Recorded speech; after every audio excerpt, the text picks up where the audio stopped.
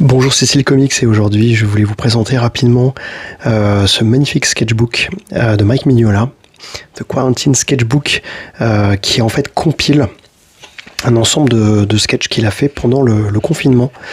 Il a lancé cette initiative à but vraiment humanitaire, puisque en fait il vendait tous ces sketchs et l'argent allait au bénéfice de différentes associations qui aidaient les personnes pendant cette pandémie.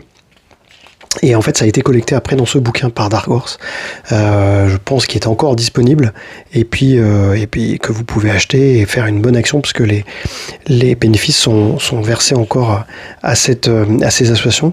Donc en fait, ce qui est très très drôle, c'est que il a laissé vraiment vagabonder son imagination. Il est parti dans plein de types de personnages totalement différents.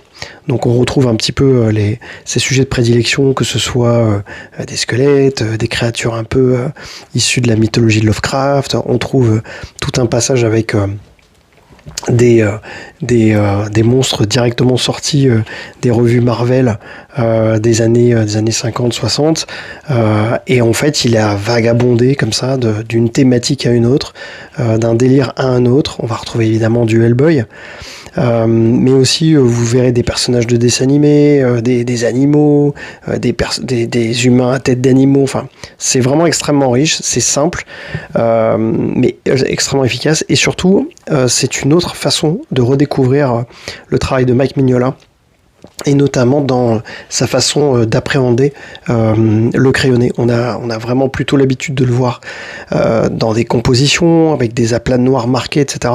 Là, on voit comment il va travailler véritablement au crayon ses ombres, son volume, comment à des moments il va apporter des nuances en termes d'éclairage qu'on ne voit pas forcément lorsqu'on est sur des aplats de noir, en fait. Donc je trouve que si vous aimez un petit peu les sketchs qu'il y a des fois à la fin des albums, c'est vraiment l'occasion. Il y a un petit peu un personnage de Flintstone, voilà, de voir quand même aussi à quel point son crayonné peut être extrêmement précis. Moi j'aime beaucoup le travail qu'il fait à plusieurs reprises comme ça sur les volumes et les éclairages, rien qu'au crayonné. Au début ça paraît être des sketchs faits assez rapidement et assez simples, et en fait quand on commence à les regarder, Franklin, je crois que c'est Franklin ce personnage, non, je suis pas sûr, mais bon, voilà, on retrouve plein de personnages super cool. Très intéressant aussi de les voir être réinterprétés par Mike Mignola avec son propre style, et enfin une belle porte sur son style en crayonné. Donc allez-y, si vous pouvez vous dégoter ça, je vous le recommande, c'est magnifique, et en plus vous ferez une